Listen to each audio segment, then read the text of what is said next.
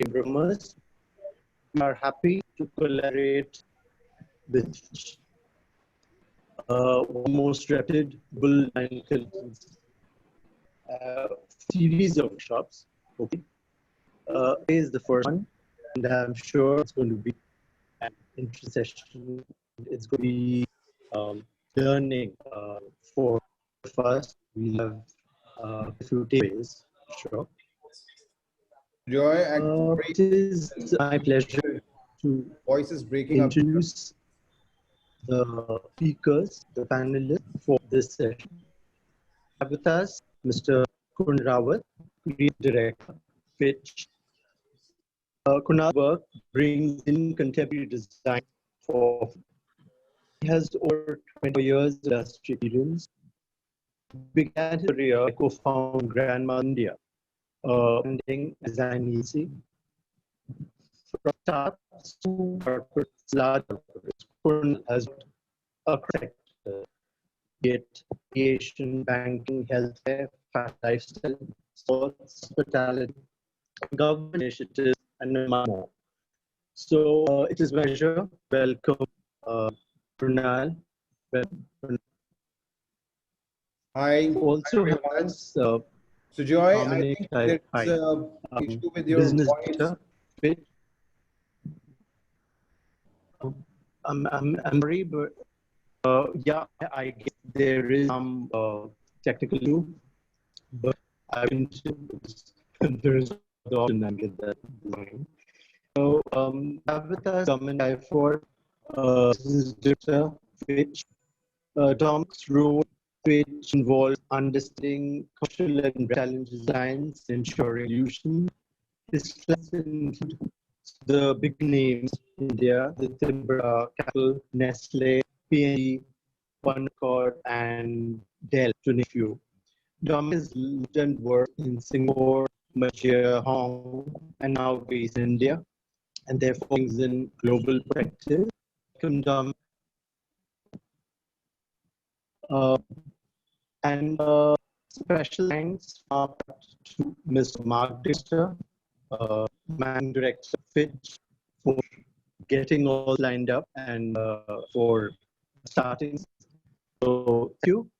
With that, we move on to the session.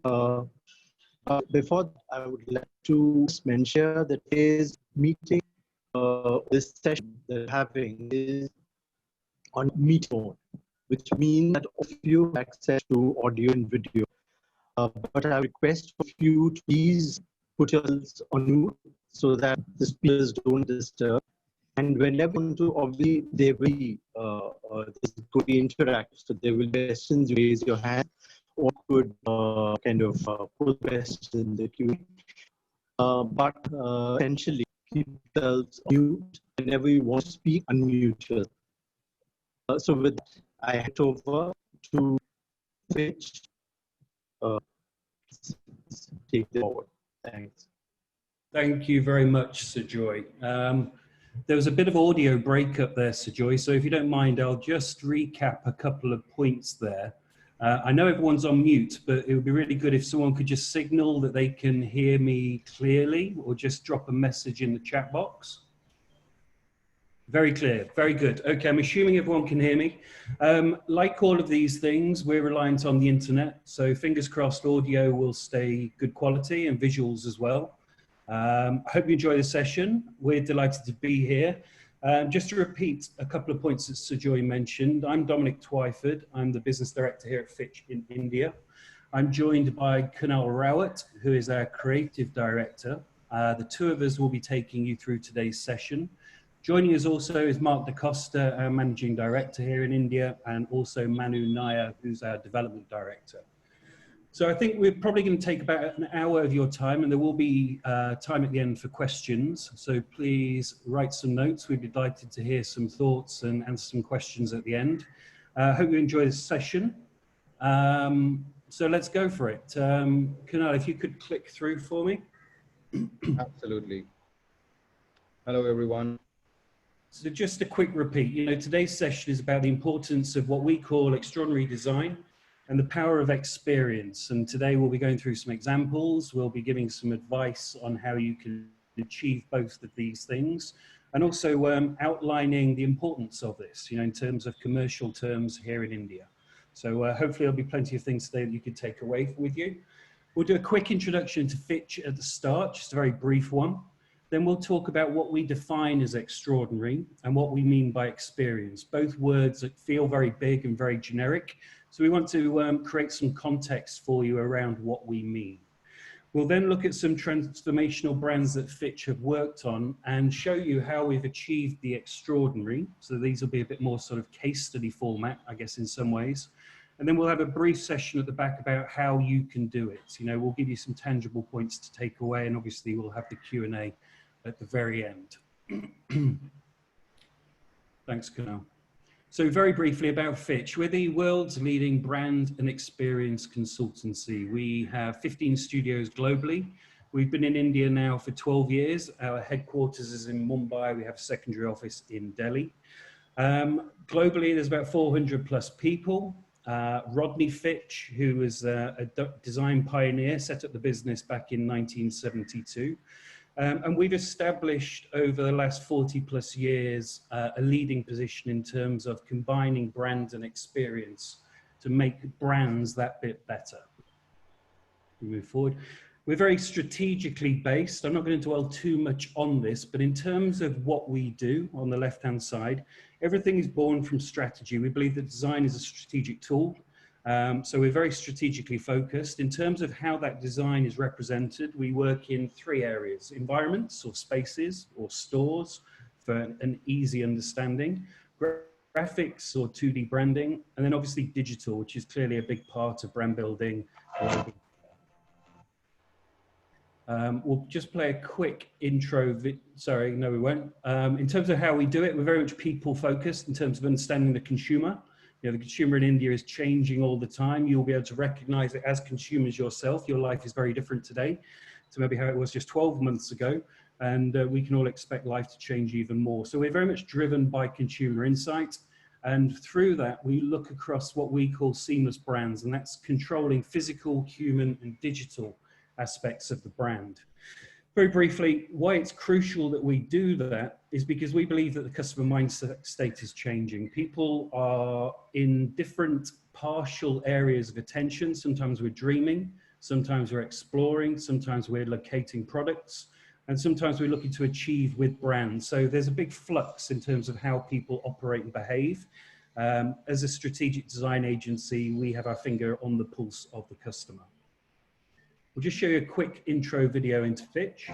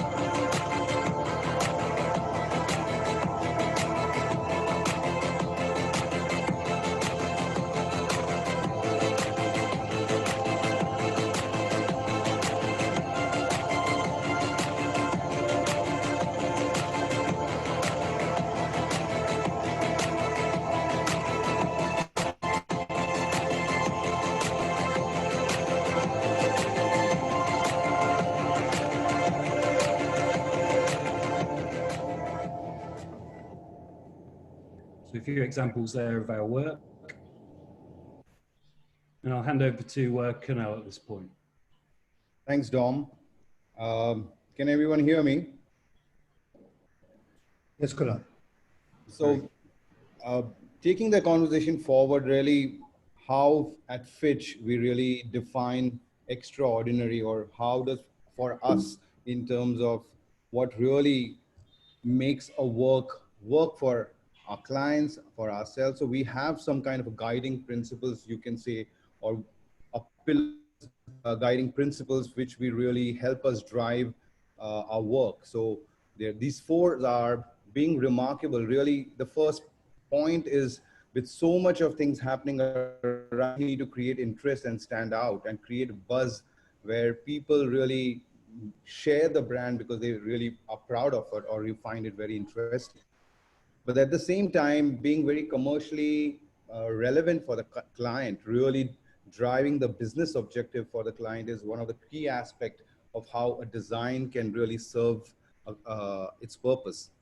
At the same time, we feel that design is not all about beautiful things, but it's really driven by insights, and a really good design, an effective design work can happen only when you draw on the insights and challenge the convention aspect.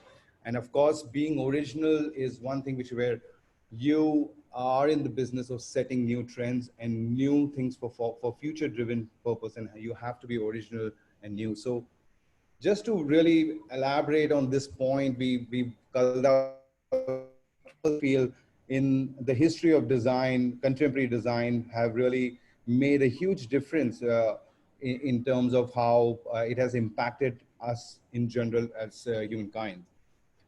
And the first one I would say is the iPhone itself. The idea of iPhone and the way smartphone itself has completely shifted the way we live today, the way we interact, the way we work. And in not just, we feel that this idea of being completely remarkable paradigm shift, it has created so much of different businesses around ecosystem, business ecosystem around iPhone, whether it's music industry, whether it's app building industry, designers, and so on and so forth. So not just for the company itself, it has made business sense, but at the same time opened up a really big ecosystem around a one device. Or for example, Puma, where it really shows that when the company has a very clear vision of being, digging deep and being purposeful, how they can look at being a more sustainable company. And by creating this whole sustainable packaging, they've managed to reduce 65% of the packaging material, cardboard, used in a single pack of shoes. So it's not just about ecological thing, but at the same time, it brings an affinity where even the customer itself believe in this philosophy of subscribing to brands which are eco-conscious as well. So it not just works for the company, but at the same time works beautifully because it's through a very insightful thinking. It's not just about sustainability, but it's all about even people who love brand which follow a certain ethics. And for example, this GE healthcare, these MRI scanners, this was a beautiful design thinking exercise where the insight was all about where kids were scared of these big machines of going and taking scans. And for critical illness like cancer, you really need to make hospital very kid friendly. So this whole idea of making these robotic machines more friendly and more approachable completely makes a paradigm shift of how healthcare can be looked upon as well. And in the hospitality industry, I would say Andaz Hotel, the way they have really reinvented the hospitality category of changing the nuances, not just the way the place is designed in terms of their architecture, the way, but going down to the level of the art, the experiences, the uniform design, every small detail has its real personality, which can be an Andaz signature experience. And bringing in terms of mobility, really disrupting the whole idea of owning a car, or the whole aspect of in an economy where nobody wants to own certain mobility items, how a brand really comes and disrupts completely without zero investment. But at the same time, they reinvent and purposefully kind of bring the ecosystem in a larger context, whether now Uber is getting into a lot of other mobility transport, whether it is on water or air, and there are a lot of innovation happening in what's the future of mobility as well. So committing to moving forward, and it's not about renting or a car service, but it's all about mobility at a larger context. And closer home, we feel brand like Cult, which has completely shifted people's perception and behavior in about fitness.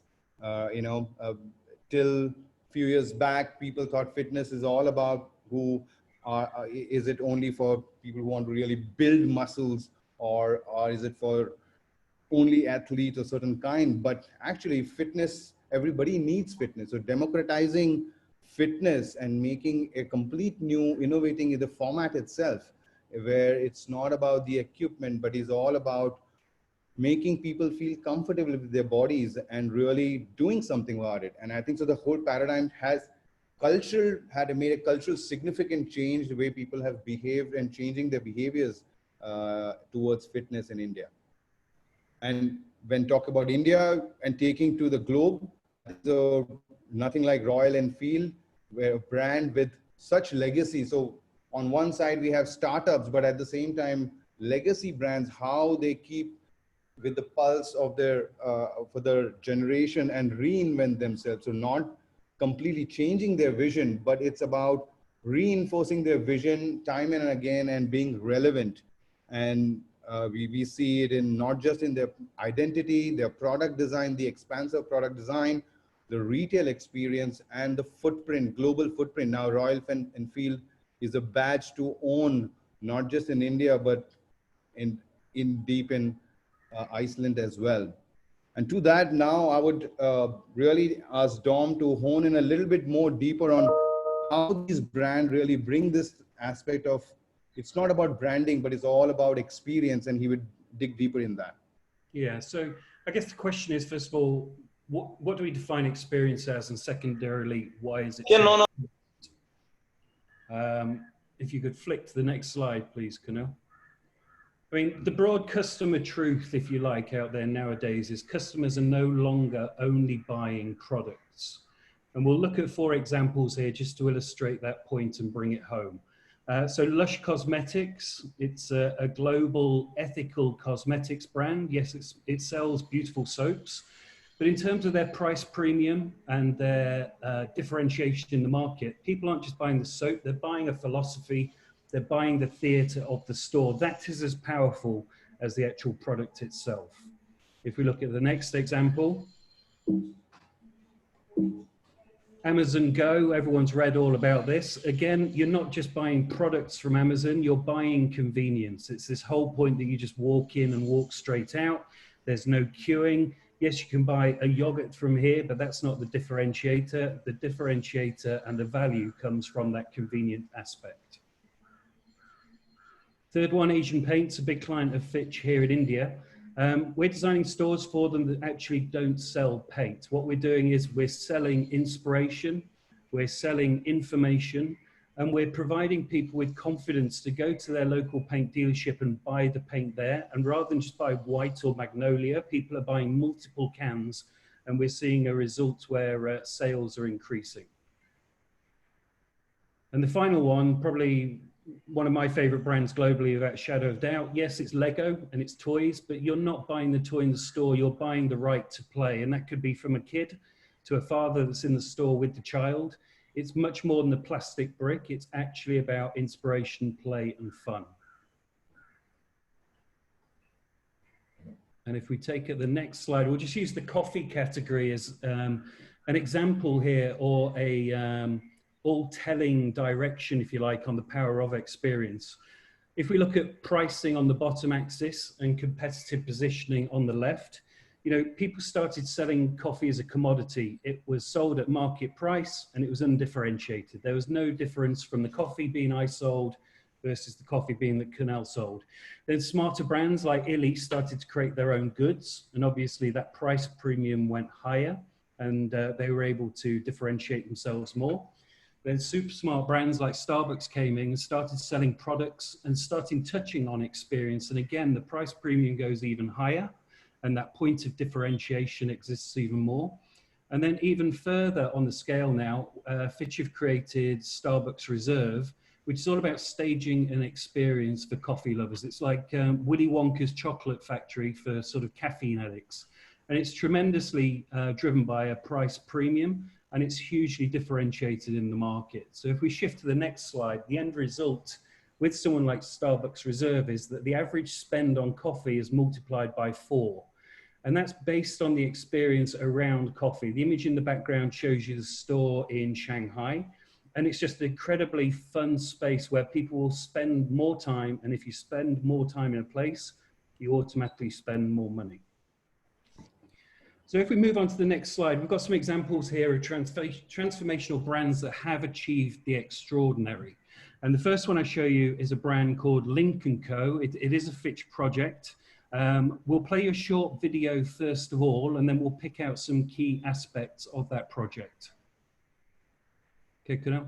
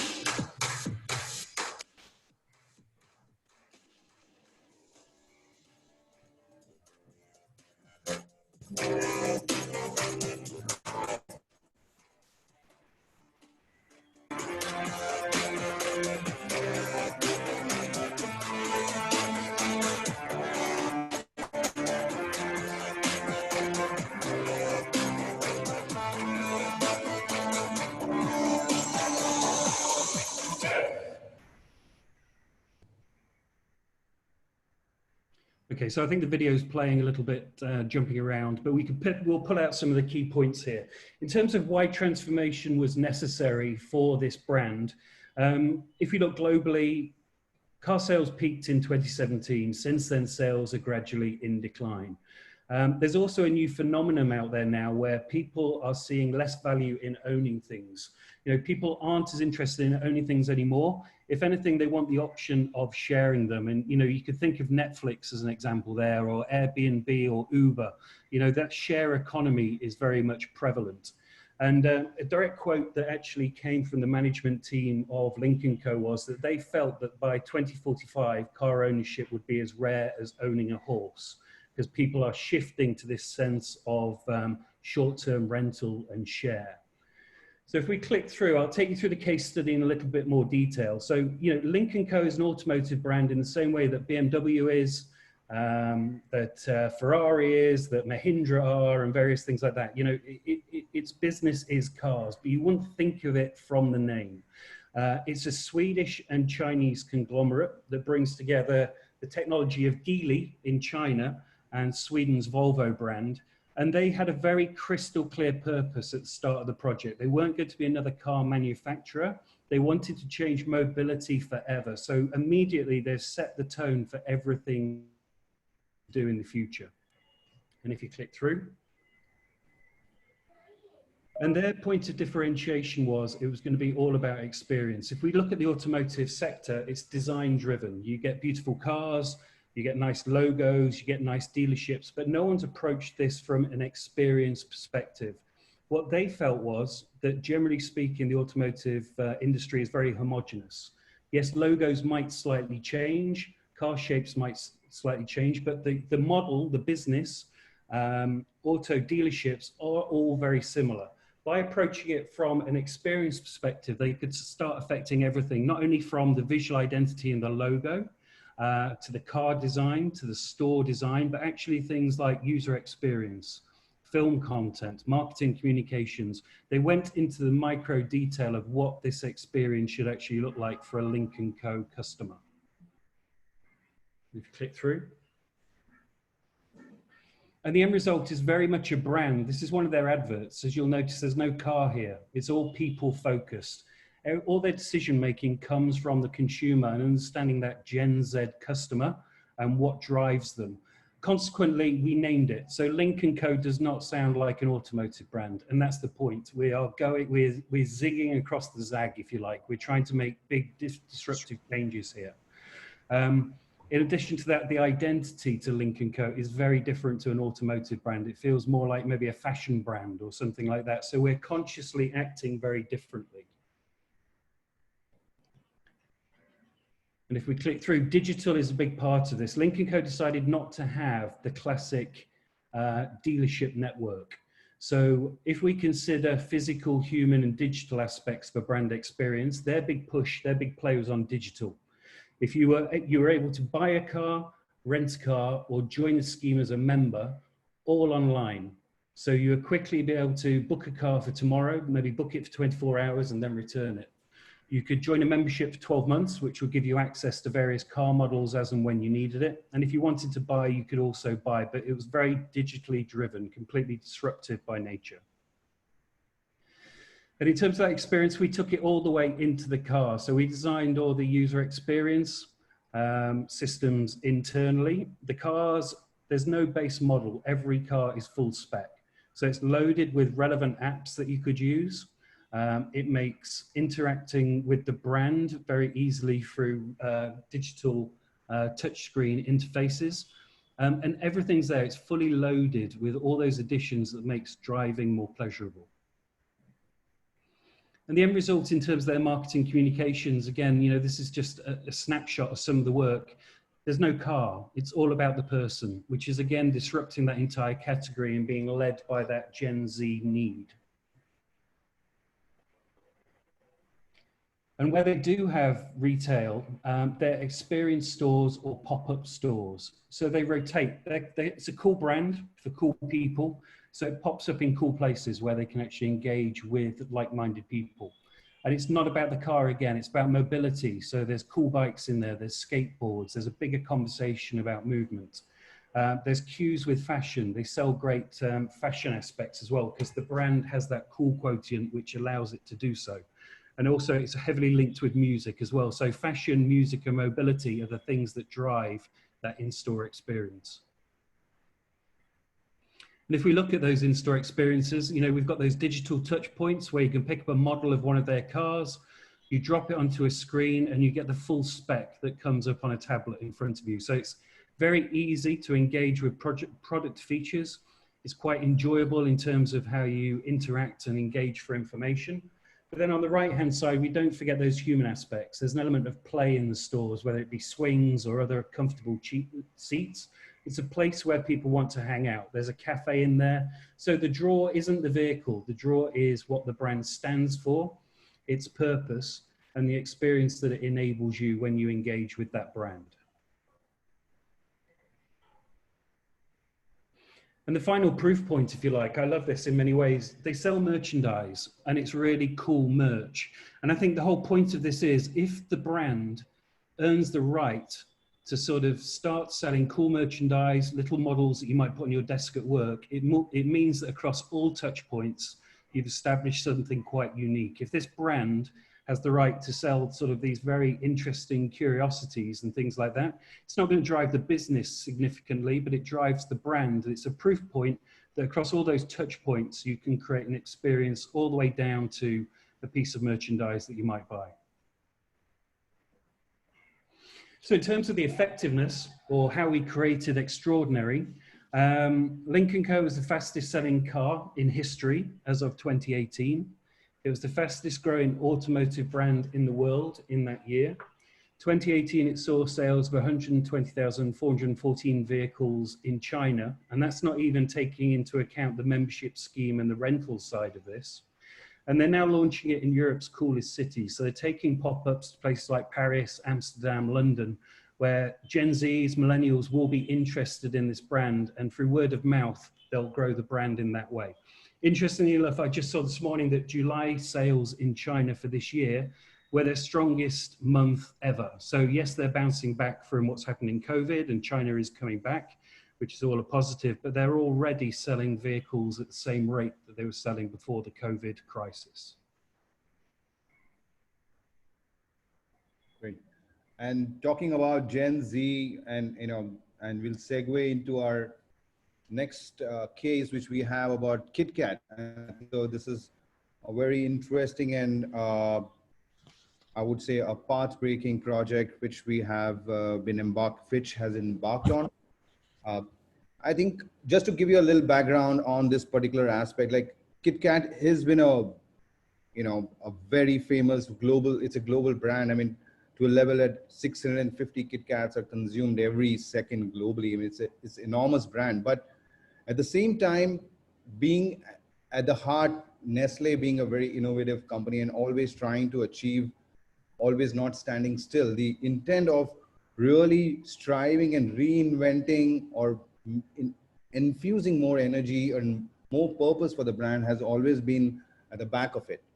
At the same time, we know confectionery category has, if not one of the most biggest influence, which is has always have to innovate and has to be relentless with changing time, customer needs, customers' desires, always has to cater the new aspect of that area.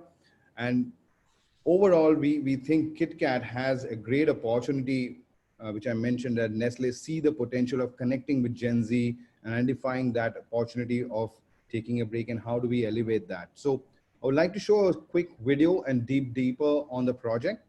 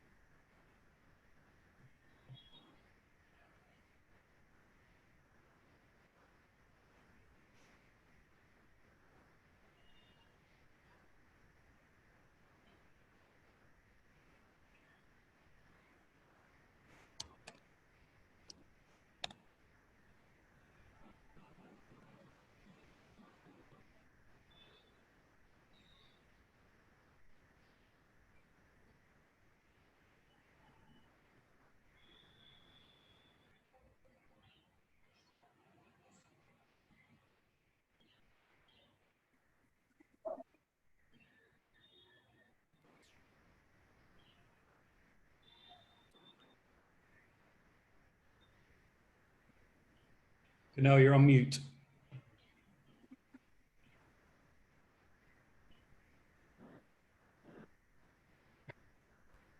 Sorry, guys. Yeah, this KitKat project, KitKat Chocolatery project, is from Brazil, and in 5 years, KitKat, since its launch in the last 5 years in Brazil, it has really captured 5% of the chocolate industry within Brazil itself.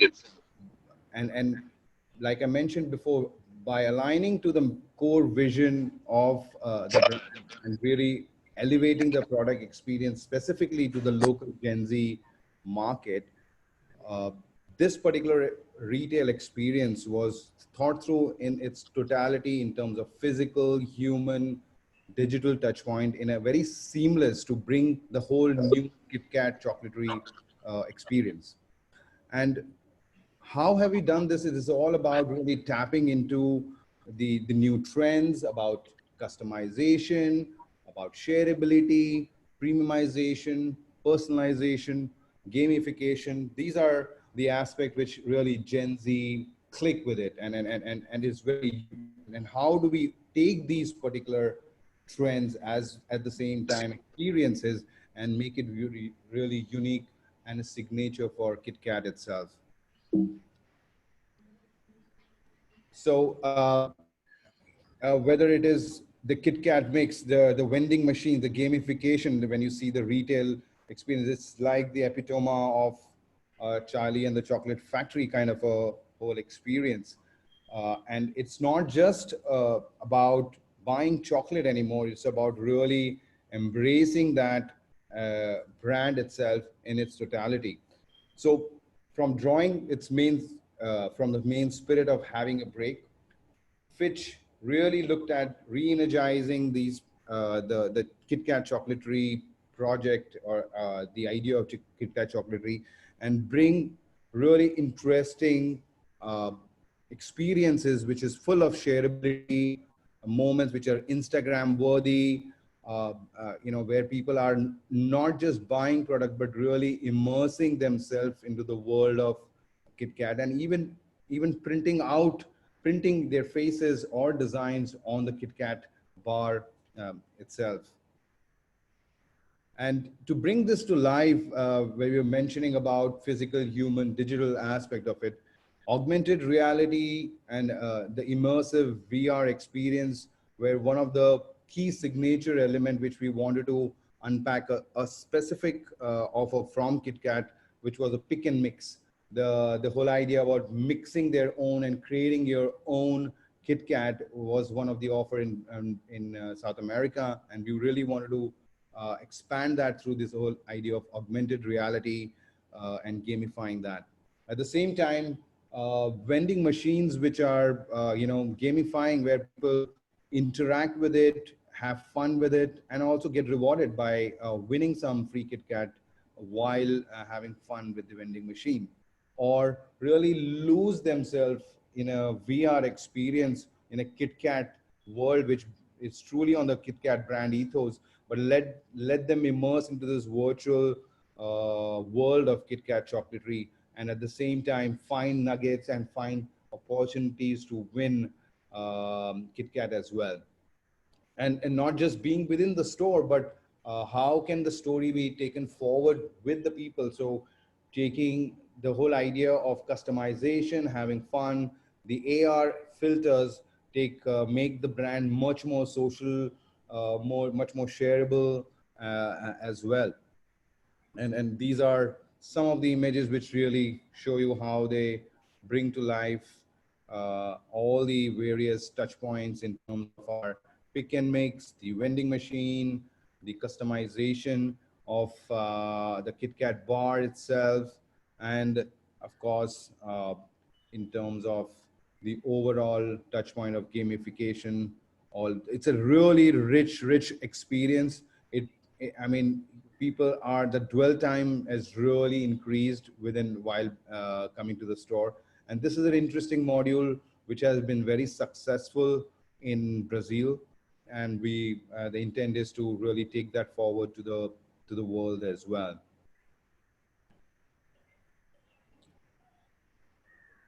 And not just that, limiting to the physical experience of the space, but really taking when we talked about being an omni-channel experience, really dwelling that of customization of the mix, really people to able to create their own kits, reflects in the packaging as well as an extension brand story. So in and all, a complete total, I would say, a brand transformation. So since its launch, this is just to give you real, give sense of what the scale of things.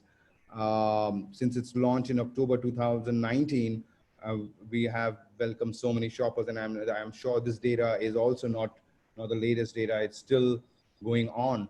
And at the same time, it really shows of the brand affinity, where while being half the size of the big rival, we have doubled our revenue for the client. So definitely coming back to the point of, is it making sense, or is it just a store where people have fun? But no, if it's making business sense, that means it's driving the ROI as well. And when a brand has been embraced by customers and made it own, whether it is the AR, the gamification, the shareability, the Insta-worthy, you become the brand which is the most searched brand, or looked up on the digital platform as well. So all in all, I think that these definitely deliver to those aspects. And segue, I want to move to a really interesting, this is one of my favorite case from Fitch. And I think so the more and more with the current times, with COVID and the situation, we feel this is the future of retail as we see going to happen. So Singtel is a telecom company based in Southeast Asia, Singapore, and Fitch Singapore worked with Singtel to really redefine what its purpose in the telecom industry. So as we all know, telecom industry is all about speed and ease, and we know, and we also ask ourselves when we go to uh, you know, retail centers of telecom companies, of what really purpose they are really serving, apart from being grievances, addressing grievances. Really, telecom companies need to rethink about what the retail space can do for them. And I think so, Singtel was very well aware of that aspect, that they need to inject a new meaning, that retail needs to have its new connection with the customers itself. So, and looking at basic aspect of Singaporean having 3 devices at all time, being digital dependency, whether it's work, home, is very critical for people to work. And at the same time, finding telecom market, as we all know, it's a very cutthroat market. And how does a brand really stand out? It is not about tariffs anymore. Like, how do we have a separate conversation beyond the tariffs? So interestingly, I would like to show a film and then we will dig deeper. So this is our project for Singtel, which is a completely unmanned store.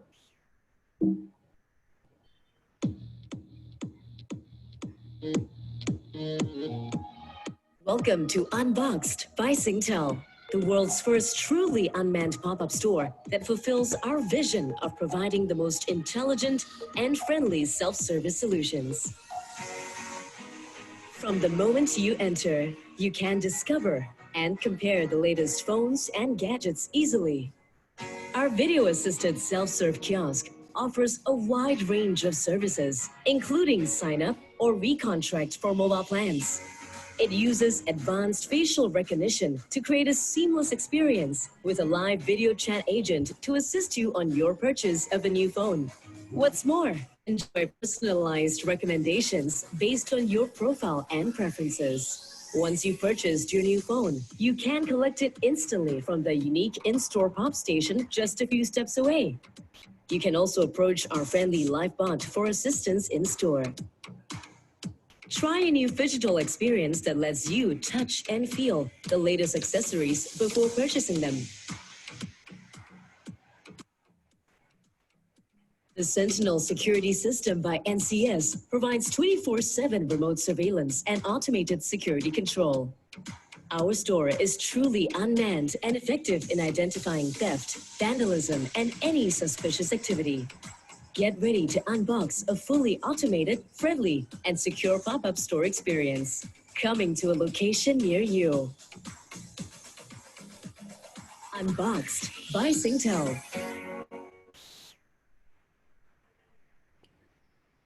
So yeah, that's Unboxed by Singtel, and this is a fully automated 24-hour unmanned pop-up store, and it's really pushing the boundaries of accessibility regarding to telecom industry, and not just telecom, but beyond that as well. And like I was mentioning, the mobile phones have become essential part of our work and home life, and just misplacing or any accidental issues, we really can't afford to have, it disrupts our normal daily tasks. So as a brand, I mean, how do we make sure that we become a brand which is always at the forefront and providing, as a service for our customers at 24 hours, because you have to then otherwise wait for the next business. These are the issues.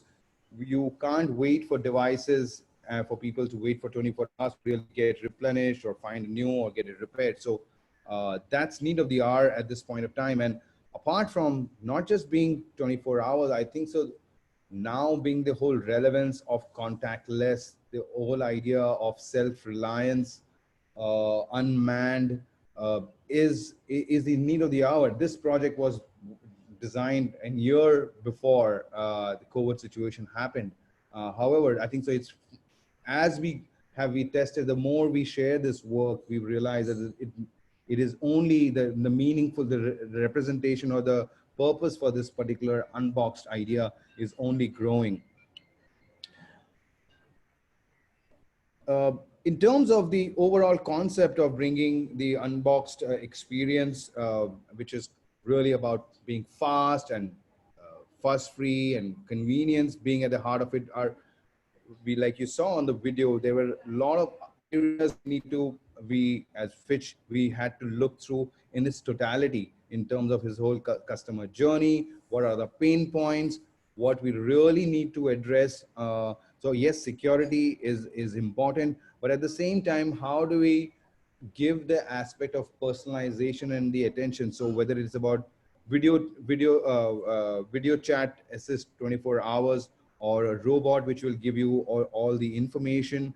At the same time, finding the devices, easy to buy the devices at the same place, helps you really being connected and feel completely secure. And we talked about the security as well. So in terms of vandalism, all the Sentinel security helps in ensuring even our vendors and distributors how do we make this secure? And I think so the system really helps in giving that assurance as well.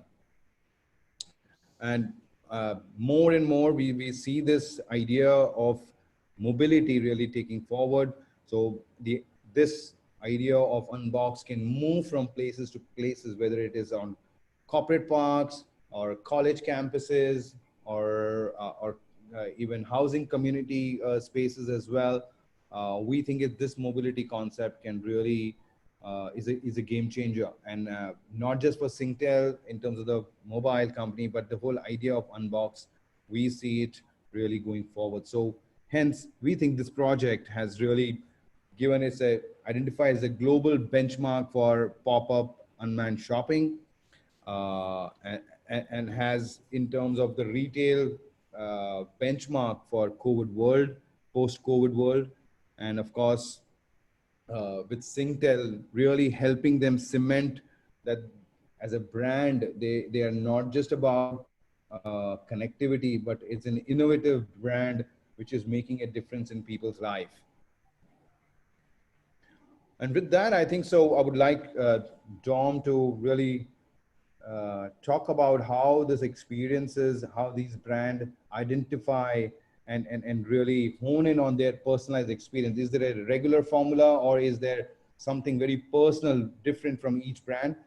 The science behind what we follow, Dom will deep dive into a little bit on that.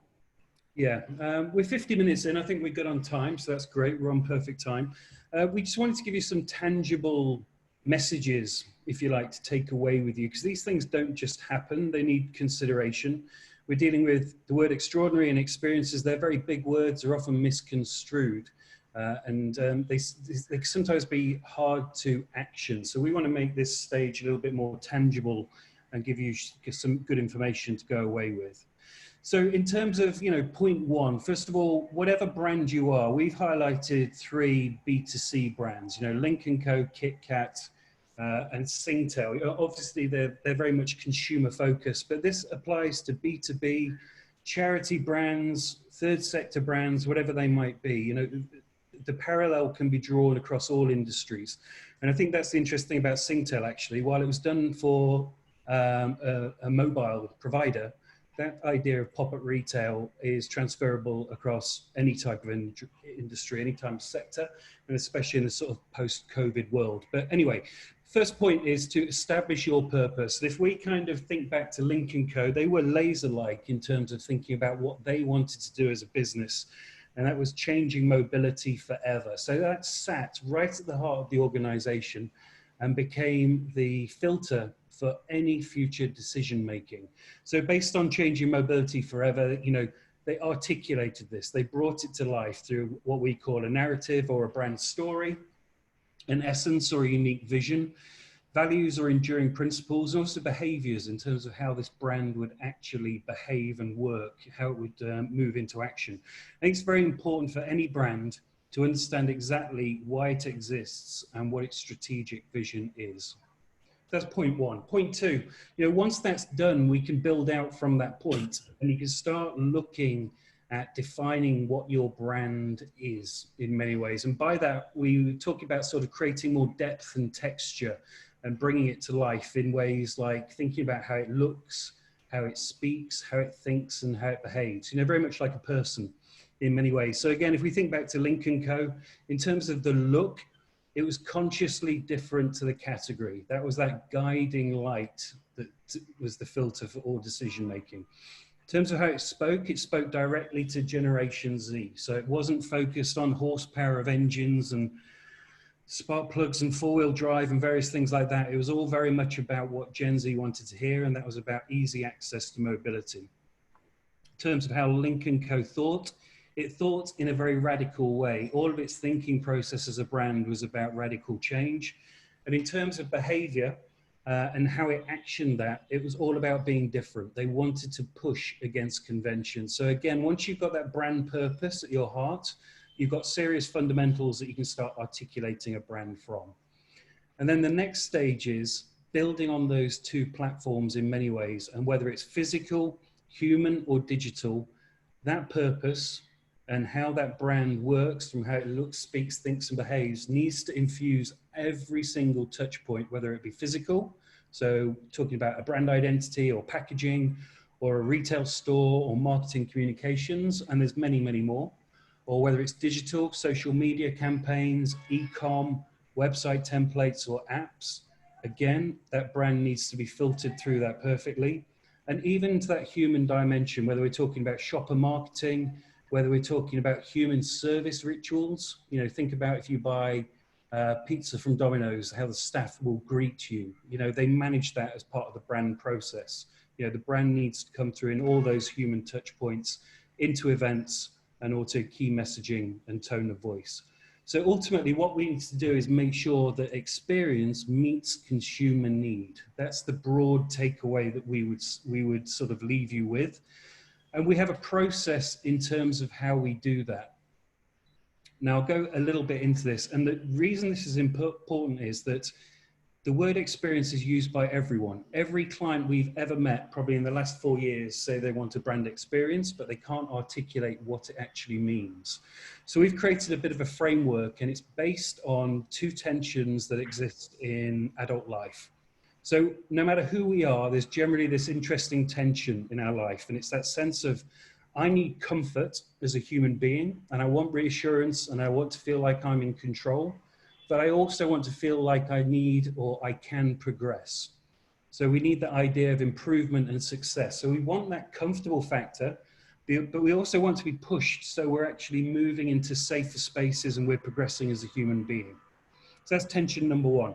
The second one is this sense of belonging. We want this idea that we are connected and we can enjoy the company of other people, but we also fiercely want some sense of independence. And that's to nurture our own sense of learning and identity. So again, we have these two tensions, comfort and progress, and belonging and independence. And based on this framework, we created a bit of a model that we're working with at the moment and having great success with. So if we move forward, we've broken up these four tensions and created 12 experience themes, 3 under each. So for example, this sort of sense of comfort, people want to feel nurtured, people want to feel proud, people want to be creative. So we feel that experiences can be designed to fulfill that need. So for those that want to be nurtured, or a brand that wants to put across that proposition of nurturing people, maybe that experience theme for that brand is a retreat. If it's about pride, maybe the theme is about creating a shrine for that brand. If people want to feel creative, maybe we create an experience theme around this idea of a kitchen where you can put things together and experiment. Again, under belonging, this idea of comfort, people want to feel loved. So if a brand is trying to project this sense of love, maybe the experience theme is more about a boudoir, something that's very private and intimate. If we want to bring people together, it's about a campfire. It's not literally we want to build a campfire. It's about we want to create that sense through an experience where people naturally congregate to it and hang out together. If we want to put on a show as a brand, maybe this applies to Link & Co as an example. the idea is it's about stage. So again, that experience theme is about a production and actually bringing things to life. And we've done the same with progress and the same with independence. So the complete experience themes, the final 6, a magic carpet where it's all about transformation and taking people on a journey. Arena where people can compete. You know, think about Nike or Adidas are very good at sort of creating competition as a brand. Idea of a playground where people can make their own new rules. And then for independence, where people want to find the truth, maybe it's in financial servicing, maybe the brand acts more like a campus. If they want a better world or we're trying to present a better future, maybe the guiding theme is observatory. And if we're talking about discovery, maybe the idea is to create a lab. So these are 12 very simple ways of creating sort of a tangible sense about a brand experience. Importantly, all of this is built on solid data. There's a BrandZ study that's been created by WPP, of which we are a part. It's a study of 23,000 brands over 250 categories in 30 countries, and we have data going back to 2007.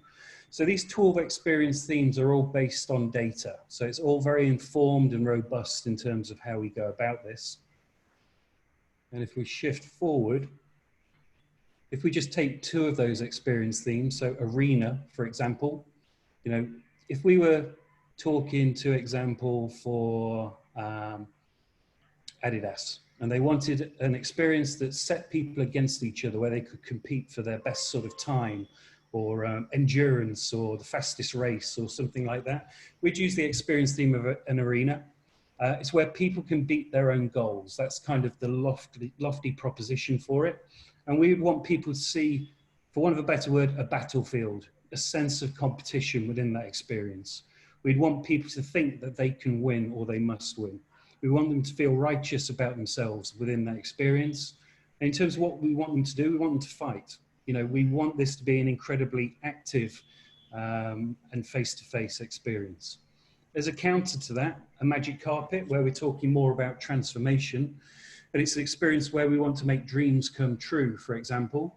We want people to see almost mystic symbols, you know, to have to decode this experience. We've taken them to a place that they've never seen before, or it's an experience they don't necessarily recognize.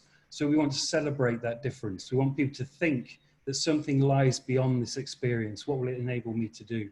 We want to feel all inspired by this experience, and we want them to almost feel like they're witnessing a miracle. So very quickly, we can start putting rubber on the road in terms of bringing that word experience to life and say, okay, do you want more of an arena, or do you want more of a magic carpet? Or are we pushing into the softer side of life, like a boudoir, for example? And very quickly, we can put words and images around an experience for a brand. And if we go forward, Kurnal. So in summary, you know, it's about, first of all, we've missed the customer here actually, but first of all, take your guidance from your customer, you know, understand who they are and what they need to live their life. Then set up your brand very much based on purpose and understanding how that brand is going to articulate itself. Then find your relevant experience and identify your right theme. Then you've got this interesting medley of qualities that are only very unique to your brand. It becomes your, what we call, experience signature. And you can dictate as a brand how you act, how you feel, and how it helps people.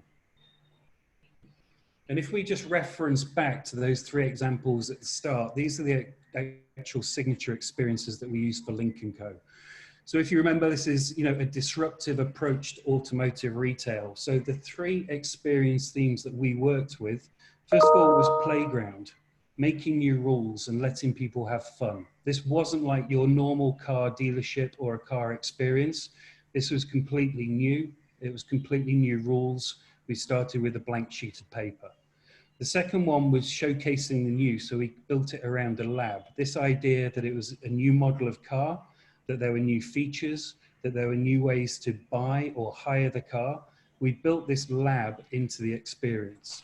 And finally, we were creating a better world in terms of, you know, less people were buying cars in many ways. It sounds counterintuitive with sales, but the driver became this sort of rental and shared economy. So again, from an experiential perspective, It was about the observatory and creating a better world for the future. So they were the unique blend or the unique brand DNA for Link & Co.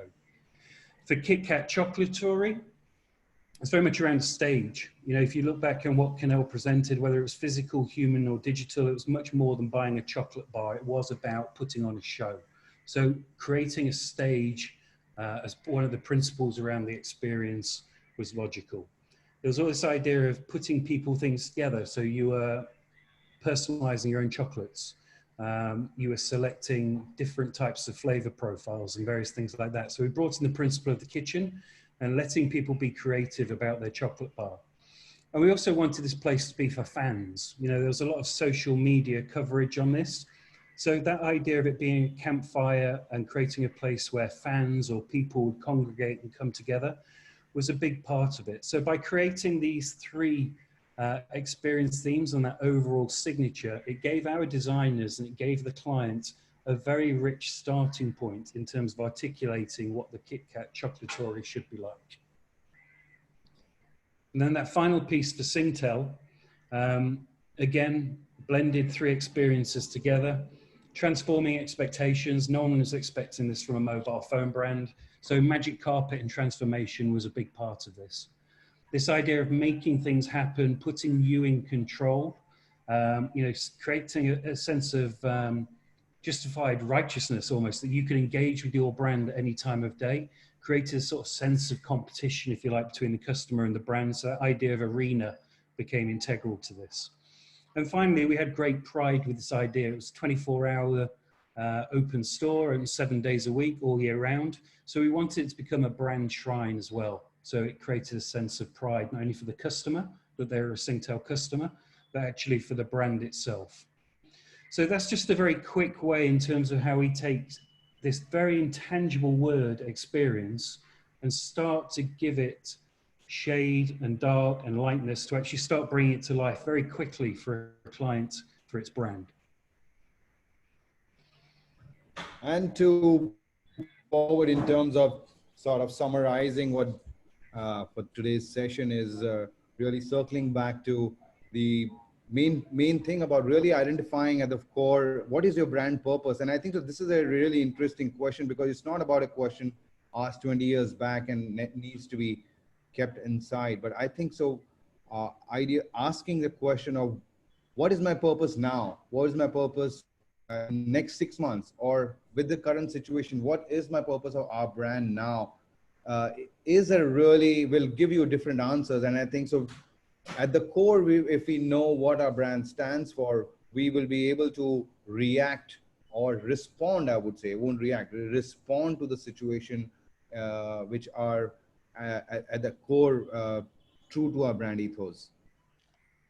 And of course, the aspect of stepping into the customer's shoes, customer is changing, like Dom mentioned, that their customers are not behaving the same way. The kind of brands they're subscribing, the kind of behavior change which is happening. So assuming the normal way of consumption or experiencing, we need to really rethink that, and have to always be in sync with our customers' changing behaviors. And at the same time, there is nothing certainty. So we have to be bold. I mean, they won't, because the times are different, the situations are different. I think so. If we are very clear with our vision, if we are driven by insights, and we are ready to, deliver to our promise, I think so. We will have to be bold, and we need to be agile with changing times and changing behaviors and adapt to that. So because there is no rule book which always can be followed, we know with the changing time, there is no rule book, straight up rule book. We have to be bold and take those steps. And those are really needed to create a very unique signature experience for your brand. Creating experience is one, but signature experience, I think so Dom really emphasized that all the components needs to fall into the right place, and then it becomes a very unique experience which is only for your brand itself. And hence, to summarize, to be really extraordinary as a brand, And through the lens of design, I think, so the other takeaway, we have to be remarkable. Our design strategic thinking needs to be, solution needs to be commercially viable and make great business ROI sense.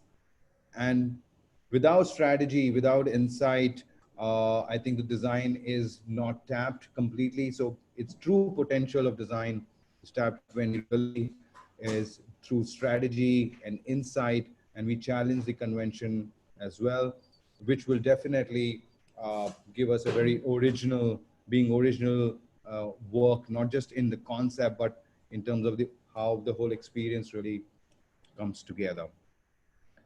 So yes, with this, I think so we would like to open it up for a Q&A session. Over to Sujoy and team to pose this question. I will also check the chat if there are any questions posted as well.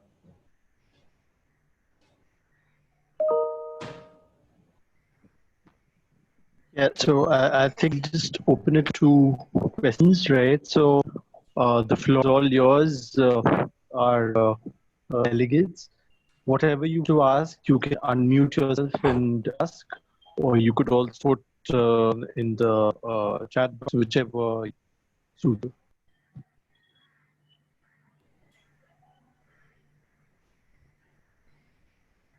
So would anyone like to kind of ask things, share thoughts? I have a question. This Yes. seems like very interesting work, but how do you get your clients to think differently and to think in this way rather than just design? Sorry, could you just repeat that a second? I didn't quite catch it. How do you find it difficult to get your clients to think in this direction as well? Got it. It's a good question. It's a very good question. I think part of our obligation as being a consultancy is going beyond the obvious. Quite often we'll get a brief from a client. Sometimes it's written down, sometimes it's kind of an idea, and we spend a lot of time working with them on defining what the right brief is. So quite often when we're called into a room to meet a client for the first time, just in that first hour of conversation where we're introducing ourselves and maybe our case studies and credentials and our thought process, all of a sudden the client starts picking up on maybe other opportunities.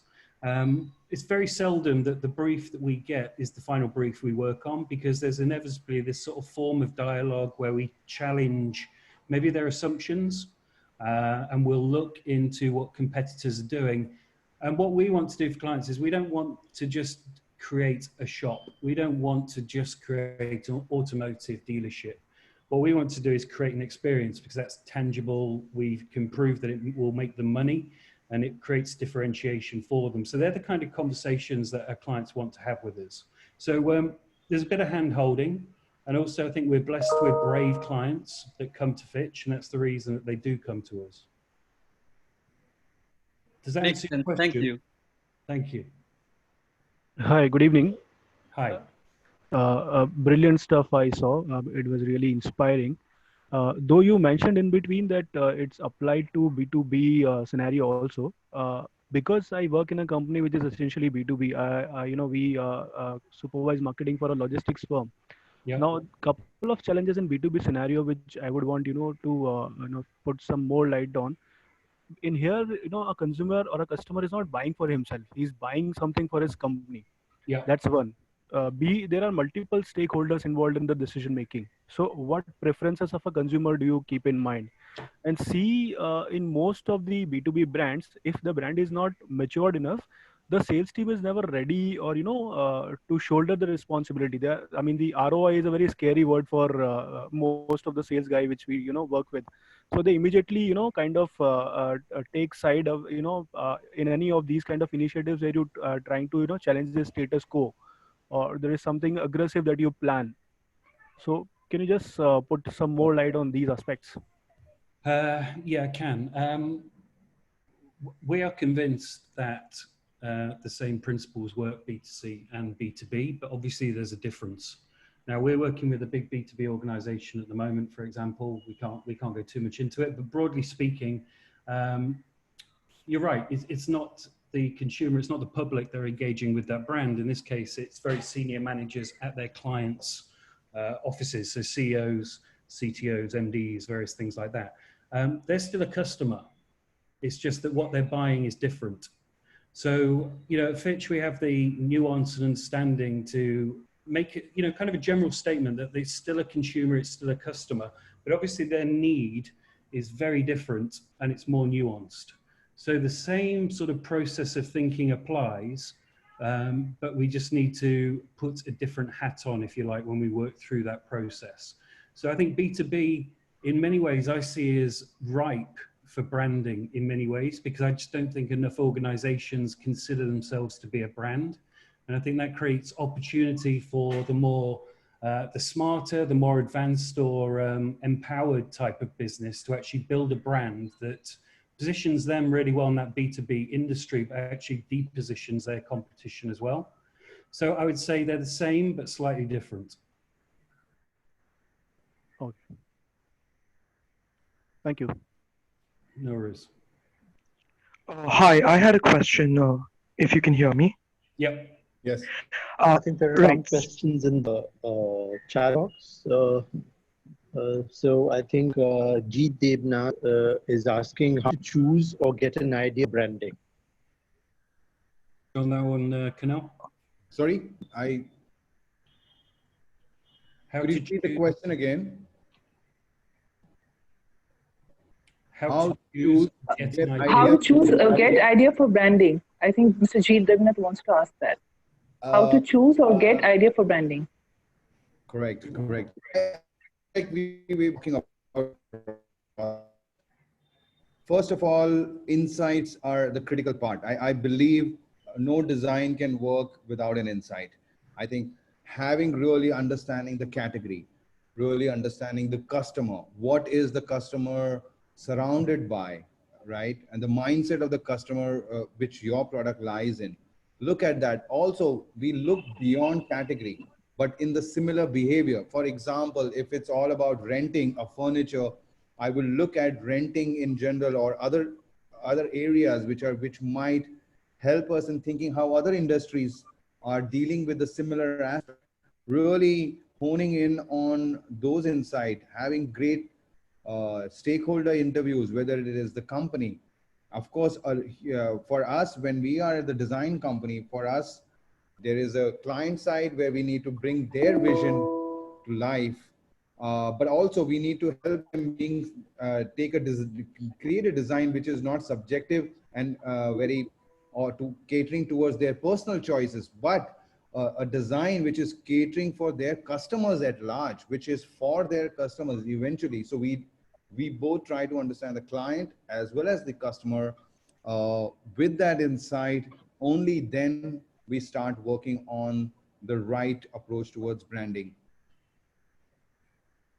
Okay, I think he wants to ask another question, that how to choose a justify logo for the brand. Again, back to the aspect of it, I think so.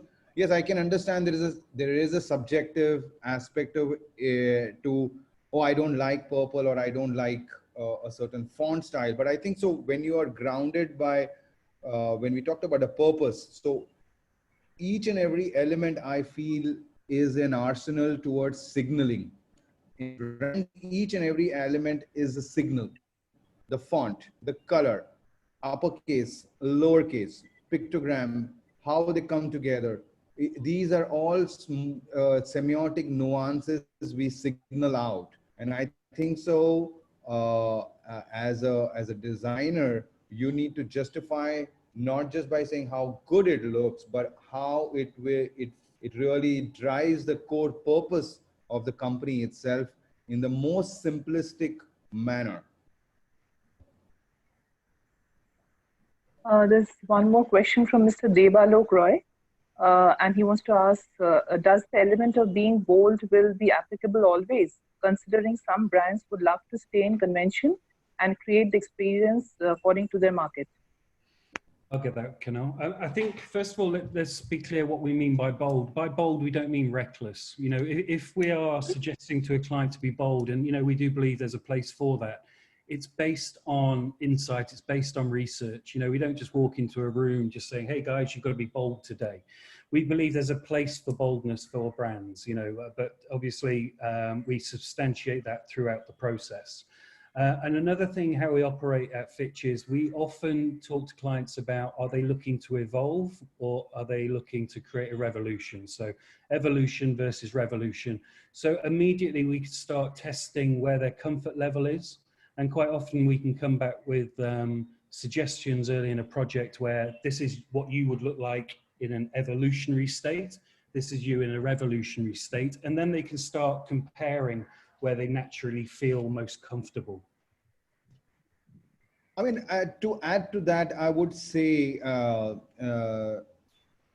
you know, I think when you say add to the bold, if we are as a company, we means the brand, if we are very confident about our insights and if we know our industry very well, we can always strike a new, all the brands can have the opportunity to set new benchmarks for the category, if they, especially if they are leaders in the category, to really disrupt and move and create new category norms rather than copying something which is tried and tested and we know it will give you a basic, it's safe to go that. But I think so for exponential growth, there is a factor of really taking risk or being bold, but very calculative and strategic way. But and I think so people also look forward for brands who do bold moves.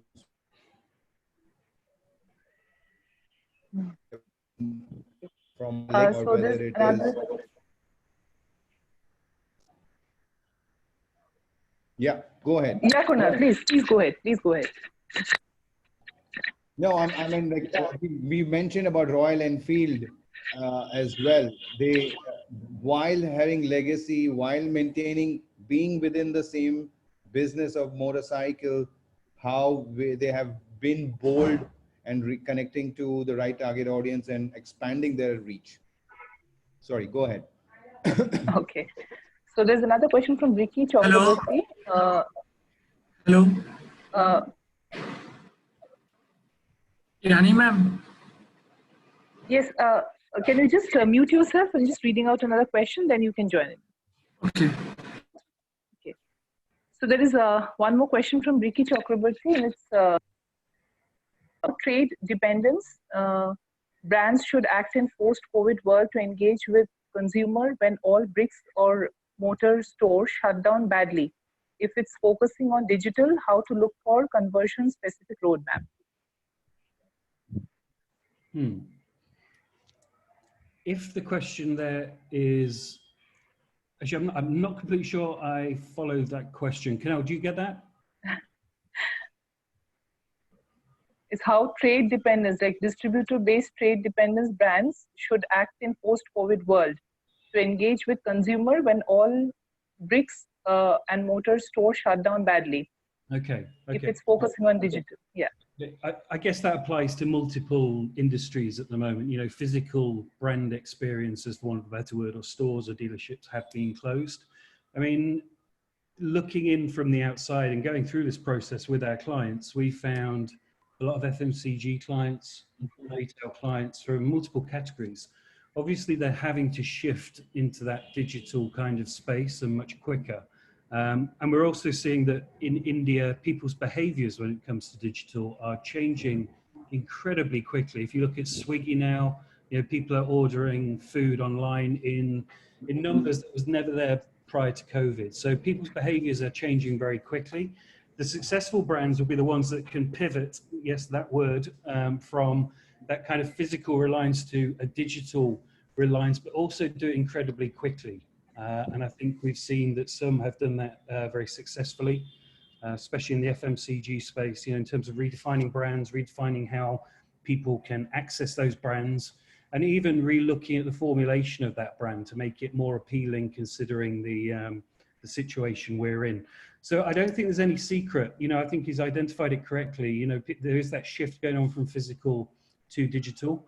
And I think it's the winners that just had the foresight or the ambition or the clarity to move incredibly quickly who will be the ones that see this as a benefit. I hope that answered the question. Okay. Hi, I had a quick question for, hello? Hi. Yeah. So, I was wondering, like, when you're talking about building an experience, and given the presentation that we saw today, when you retrospectively look at certain brands, you can understand the way they are selling an experience. However, my question was, like, when you're in the innovation process, when you're thinking about your service or your product, and you're thinking about how to turn it into an experience, could you perhaps say a little more about how in that innovation process would you think about building that experience? Like, how do you know what to do and how to like sell your brand differently at that point? Okay. Hey, Kurnal, why don't we use Domino's as a bit of an example here? Does that make sense?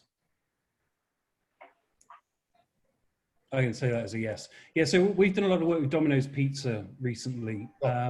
And, you know, they came to us, long story short, then better known as a delivery brand, but in actual fact, they have vast numbers of people that eat inside restaurants. And they found that while they were very innovative as a brand in terms of delivery and speed, in terms of that innovation coming into the dine-in experience, it wasn't existing. So I think the first thing is working with clients that understand where that issue is, first of all, and they can brief us and we can get our head around it quite quickly. We were then able to sort of think about that physical, human, digital side of things. And we went massively into, in terms of innovations, how staff will personify that brand, you know, how they will greet people. So, you know, that was a very innovative approach into this. We also looked at how digital menus could improve the experience. We looked at segmenting the actual restaurant. So depending on how much time you wanted to spend there or what sort of customer mood you were in, there was a place for you. So I think once we've diagnosed that problem, we spend a lot of time thinking across the physical, human and digital, across the entire customer journey of that experience, and start mapping where we can make significant differences that will make a big difference for that customer and also the brand. Yeah, I think what Dom is saying, and to add to that, was part of our physical, human, digital for us is the customer journey is very critical, where we know what's the current journey, but at the same time, we identify opportunities to really elevate certain point of the experience by adding new ideas and everything. And because it is coming from an inside, the ideas and the customer mind state level where they are, the ideas makes more sense. It is not an idea which is because I find it cool, I should put it. It has a place, it has a time, it has a reason, purpose to delivering, adding to the customer experience. Can I add a small follow-up? Sure. Okay, I get what you're saying, and that makes a lot of sense. But you know, in terms of whether or not an innovation is particularly working, do you just go through a lot of iterative processes for it, or is there any other way of figuring out whether something's going to work or not?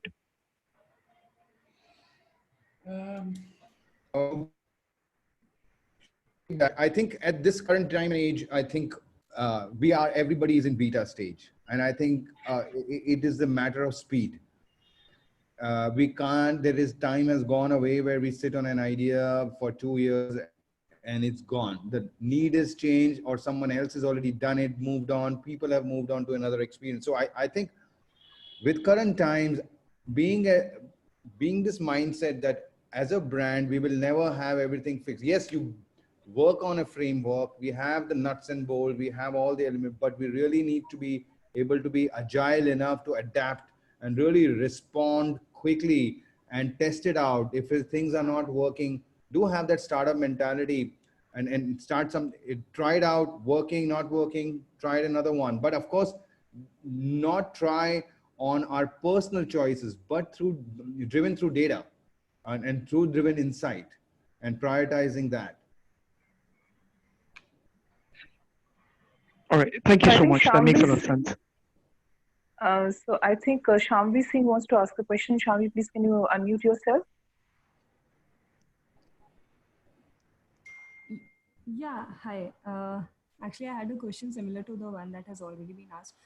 So first of all, Kunal, Dom, first, very great presentation. Really opened us to a lot of ideas that we can try. So one key point that I wanted to ask is that you talked about 12 themes that the customer needs are basically designed around those 12 needs of the consumers.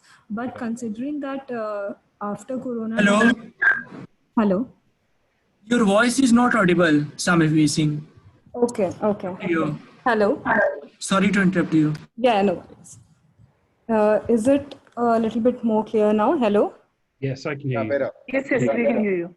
Yeah. So I just wanted to check that after the Corona times, there would be a shift in the consumers' way in which they are interacting with all the elements that are there at the store. Like they might not want to touch a lot of things, or they might not want to be in a group or be in a place where there are a lot of people who they don't know are present. Like this might continue for a time. Then how does the themes that you had selected, the 12 themes, are you looking at changing those themes, or are there new elements that would come in? And how will it change? Like, do you want to take it more to the digital world, or how do you take it to their homes, for example?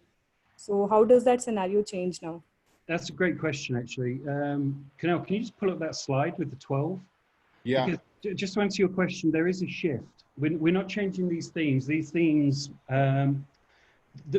the purpose of these isn't sort of keep switching out themes. It's to work. We're committed to these 12, but at different times, people's attention is in different areas.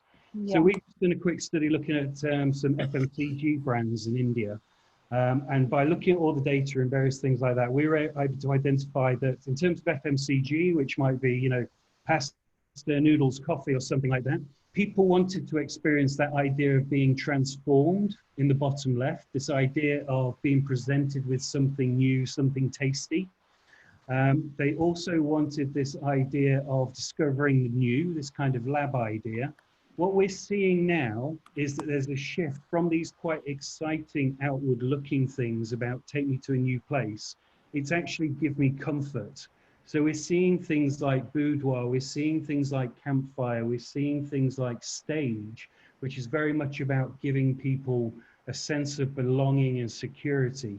And when you think about that, if in FMCG, if more people are cooking at home, you know, and they're discovering cooking for themselves, it makes a lot of sense that they're looking for that increased confidence.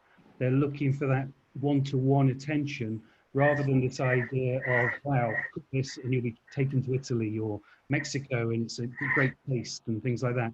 People are looking for that sense of comfort. Right, right.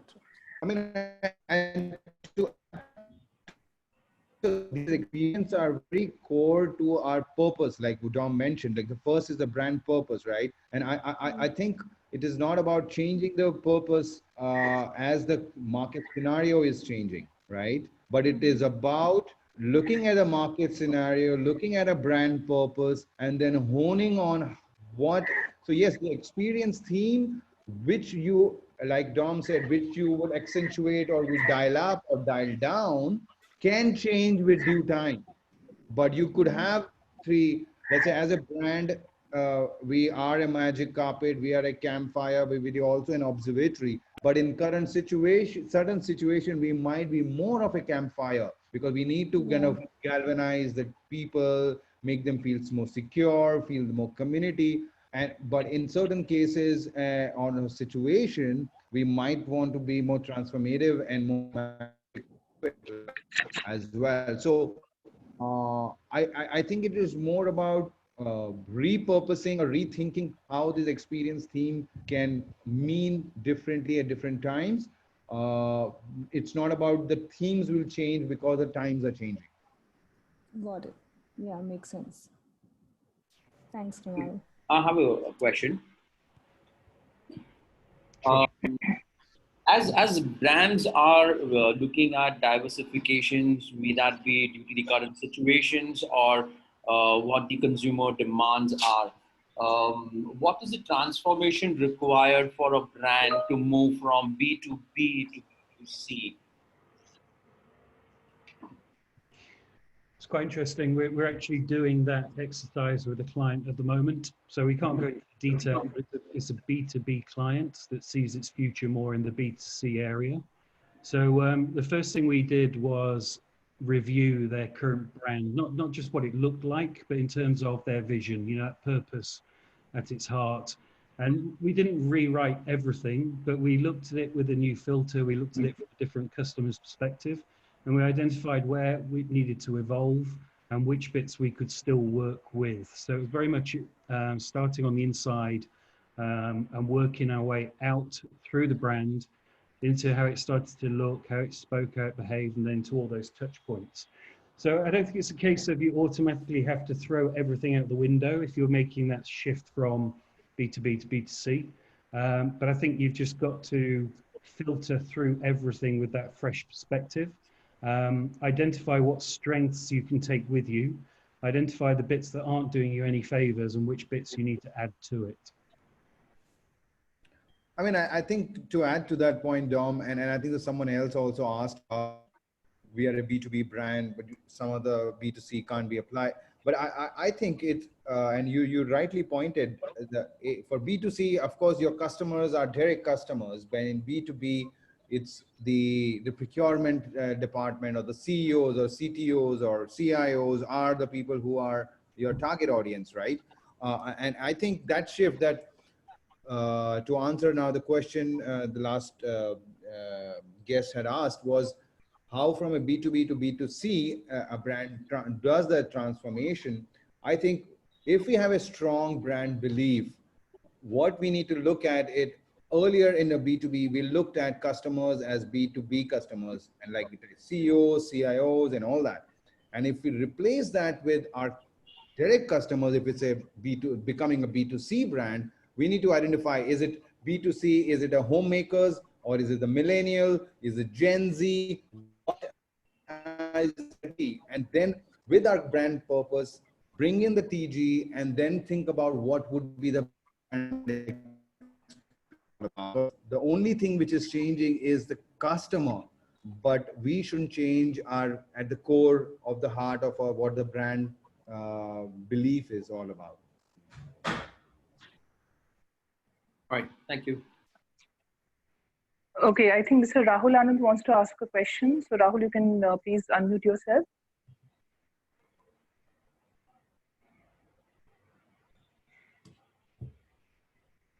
I think he is on a call. If there is anyone else who would like anyone to... else? Yes.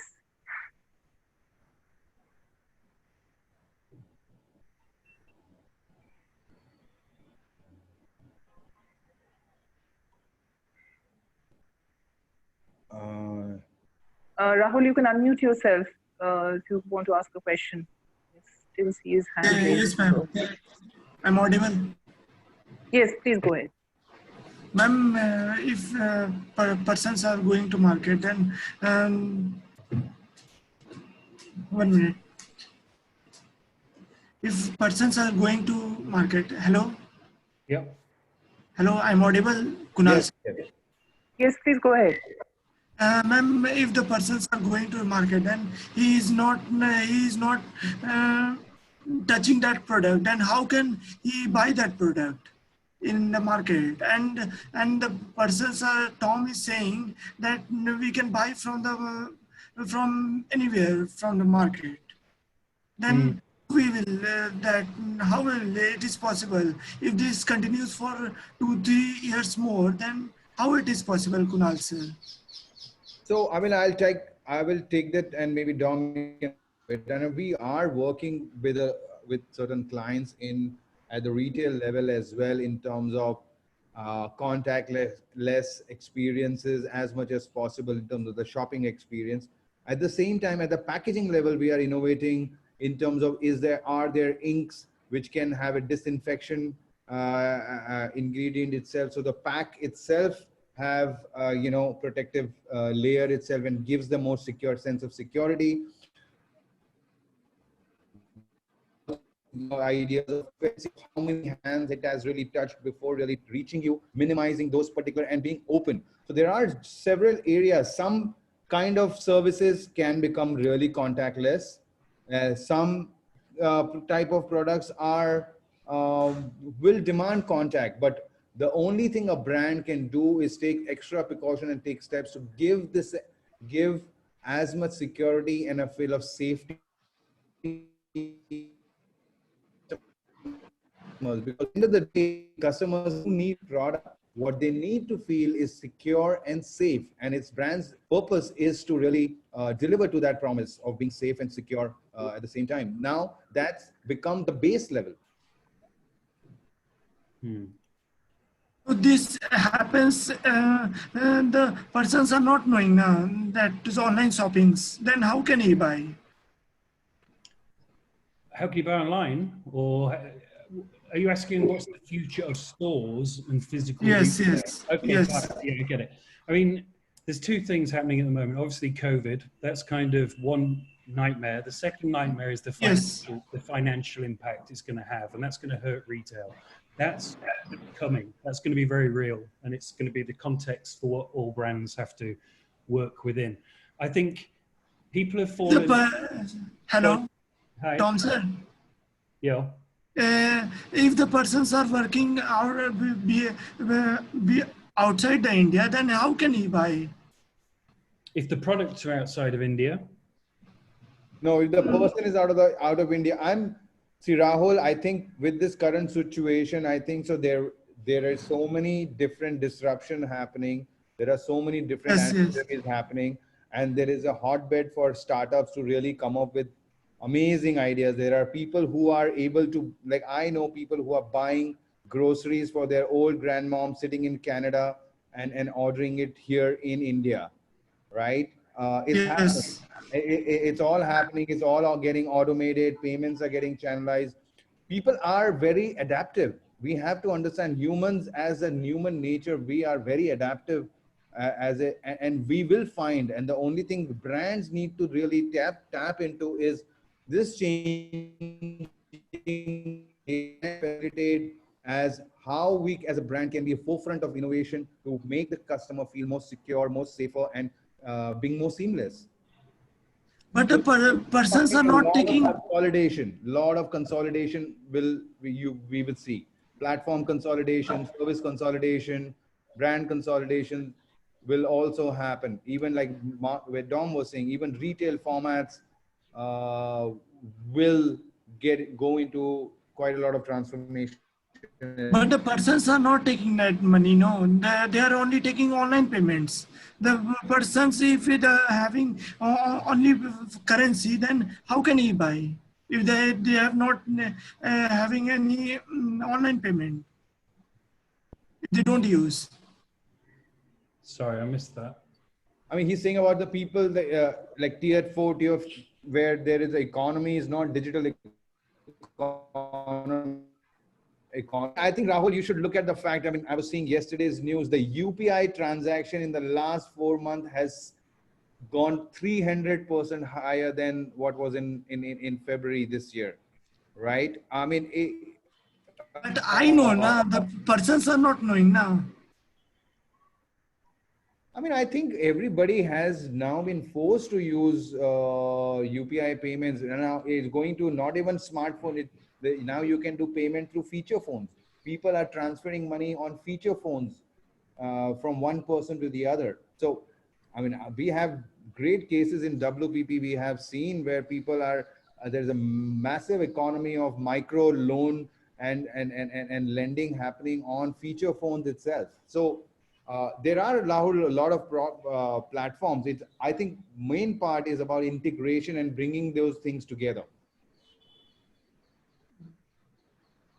Okay, thank you, sir.